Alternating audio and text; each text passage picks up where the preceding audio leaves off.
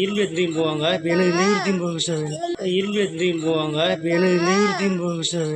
வணக்கம் மக்களே! இன்னைக்கு மார்னிங்கே எழுந்து ரொம்ப நாளாக திருத்தணிக்கு போகணும்னு நினச்சேன். ஸோ இன்றைக்கி நாங்கள் கிளம்புறோம் திருத்தணிக்கு. ஸோ காலையிலேயே எகன் குட்டியும் ரெடி ஆகிட்டாரு. ஸோ அவர் அலப்பறையை பாருங்கள்.